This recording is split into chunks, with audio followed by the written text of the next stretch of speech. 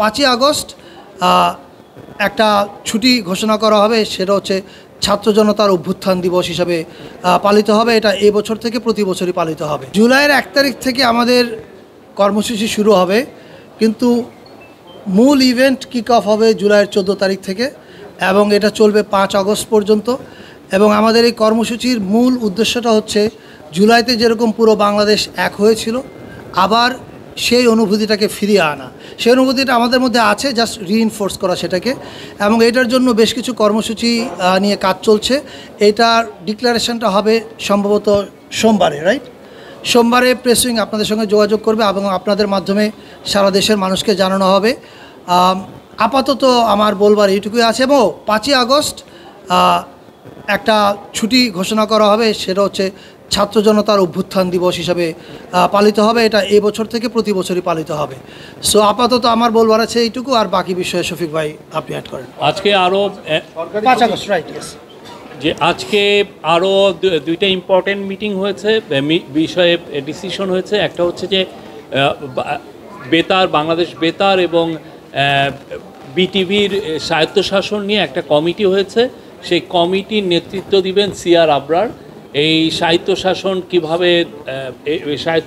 কীভাবে দেওয়া যায় এবং সেই সাথে বাংলাদেশে ওনারা আরও কয়েকটা, ওনাদের টিওআরের মধ্যে আরও কয়েকটা বিষয় থাকবে। যে আগে আপনারা জানেন যে মিডিয়া কমিশনের রিপোর্টে এসছে যে আগে যখন টিভিগুলোর লাইসেন্স দেওয়া হয়েছে, অনেক ক্ষেত্রেই দেখা যাচ্ছে একটা পার্টির পলিটিক্যাল ইডিওলজিকে সার্ভ করার জন্য লাইসেন্সটা দেওয়া হয়েছে। তো এইগুলো লাইসেন্সগুলো কিভাবে দেওয়া হয়েছে এটা ওনারা ইনভেস্টিগেট করবেন। এবং অ্যাট দ্য সেম টাইম তারা সামনে আরও টিভি লাইসেন্স যদি দেওয়া হয় সেক্ষেত্রে কি কি নীতিমালা থাকবে এই দেওয়ার জন্য, সেগুলো ওনারা ফর্মুলেট করবেন। এটা একটা বিষয়। আর একটা হচ্ছে আপনারা জানেন জুলাই প্রোক্লেমেশন ছাত্র জনতার একটা দাবি। তো জুলাই প্রোক্লেমেশনটা যাতে খুব মানে 5ই আগস্টের আগে এটা দেওয়া যায় সেই জন্য একটা কমিটি করা হয়েছে। এই কমিটির নেতৃত্ব দিবেন হচ্ছে ডক্টর ওয়াহিদুদ্দিন মাহমুদ, আমাদের প্ল্যানিং অ্যাডভাইজার। সেখানে আরও কয়েকজন অ্যাডভাইজার থাকবেন। তো ওনার নেতৃত্বে এনারা কাজ করবেন আমাদের স্টুডেন্টদের সাথে, পলিটিক্যাল পার্টিগুলোর সাথে করে ওনারা একটা জুলাই প্রোক্লেমেশনটা খুব দ্রুত যাতে এটা তৈরি করা যায় সেই জন্য ওনারা কাজ করবেন।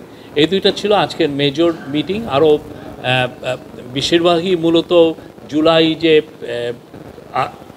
গত বছরে যে জুলাই গণ অভ্যুত্থানে কী হয়েছে, এটা কিভাবে রিক্রিয়েট করা যায়, কীভাবে আবার সেই উনি যেটা বললেন সেগুলো নিয়ে মিটিং হচ্ছে। প্রায় 2 ঘন্টার মিটিং, সেখানে 9 জন অ্যাডভাইজার ছিলেন।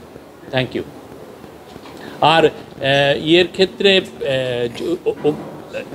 রেডিও টিভি স্বায়ত্তশাসনের এই কমিটি লিড করবেন ডক্টর সিআর আবরার।